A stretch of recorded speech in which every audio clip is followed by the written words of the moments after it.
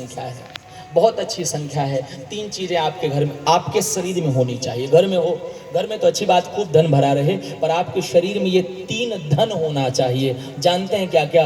आपके माथे पर तिलक। ध्यान से सुनिएगा। राम जी ने एक व्यक्ति को छोड़ा था अपने विवाह में। शायद भगवान राम छोड़ते नहीं, जितनी गाली उसने दी थी। आप जानते हैं कौन है ये? कौन है? और फरसा लेके आए थे ना बाबा, नहीं छोड़ते भगवान। सिर्फ तीन चीजें थी, इसलिए भगवान ने छोड़ दिया। पहला तो माथे, ब्राह्मण है तो माथे पर तिलक लगाइए। दूसरा, आपके शरीर में जनेऊ होना चाहिए। आज के बच्चों को शर्म आती है जनेऊ पहनने में। माथे पर तिलक, शरीर में जनेऊ, और खोपड़ी में हाई एंटीना बहुत जरूरी है। ब्राह्मण है तो रखिए, बहुत आवश्यक है। तो मैं निवेदन करूं, आप इनसे पूछिए जिनको भगवान ने बेटी और बेटा नहीं दिया है।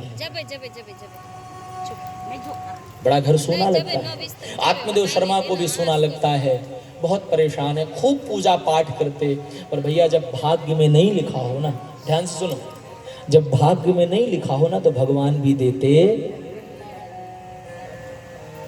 भाग्य में जो लिखा है वही मिलता है। भाग्य में यदि लिखा होगा तो राम जी को भी 14 वर्ष के लिए वनवास जाना पड़े। एक बात आप मुझे बताइए, शंकर भगवान किसी को समझावे और बात समझ में ना आवे, ऐसा हो सकता है क्या?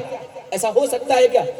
कभी नहीं हो सकता। पर भगवान शिव ने अपनी पत्नी सती को समझाया, सती नहीं समझी तो भोले बाबा ने कह दिया, होई है सोई जो राम रचि राखा, हुई है सोई जो राम। अब प्रारब्ध नहीं हो तो बहुत करोड़पतियों को हमने रोड में आते देखा है, और बहुत गरीब व्यक्ति भी कब से क्या कर जाए। आपके सामने भी उदाहरण ऐसे होंगे। एक बार कहो राधे राधे। आत्मदेव शर्मा के प्रारब्ध में बेटा नहीं था, हुआ नहीं, बुढ़ापा आने लगा। आत्मदेव शर्मा को लगा वंश तो समाप्त, क्यों ना हम अभी मर जाएं।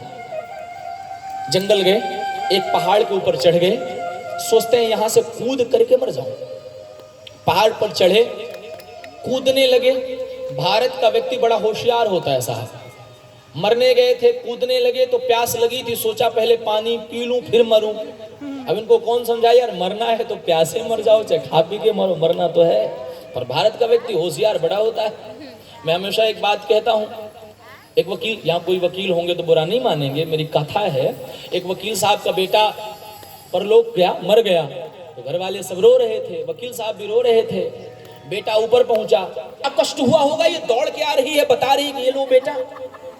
चौंके, पर सोचा शायद बाबा के प्रसाद का आशीर्वाद है ना, इसलिए शायद उस फल के खाने से इसको दर्द ना हुआ होगा। बेटे को गोद में लिया। आप ध्यान लगाइए, बेटे को गोद में लिया। आत्मदेव शर्मा कभी बेटा को देखें, कभी अपने को देखें शीशा में, और कभी पत्नी धुंधुली को देखें। क्यों देखें?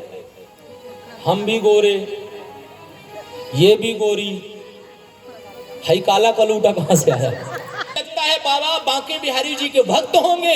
हमारे बांके बिहारी जी भी काले, और जो पुत्र मिला है उन्हीं के आशीर्वाद से मिला है, इसलिए ये भी काला होगा। अरे काला गोरा कैसा भी है तो सही, कोई बात नहीं। सोच रहे थे मेरा नाम आत्मदेव है तो मेरे बेटे का नाम मैं ब्रह्मदेव रखूंगा। मेरे भाई बहन, आज पहला दिन है, थोड़ी संख्या कम है, माताओं की संख्या तो खूब है। गणेश जी मैं प्रार्थना करूं, गैलरी को इधर करिए। पुरुष लोग वैसे कथाओं में कम आते हैं, माताओं की संख्या ज्यादा होती है, तो माताओं को बैठने में परेशानियां पहले दिन ही बढ़ गया।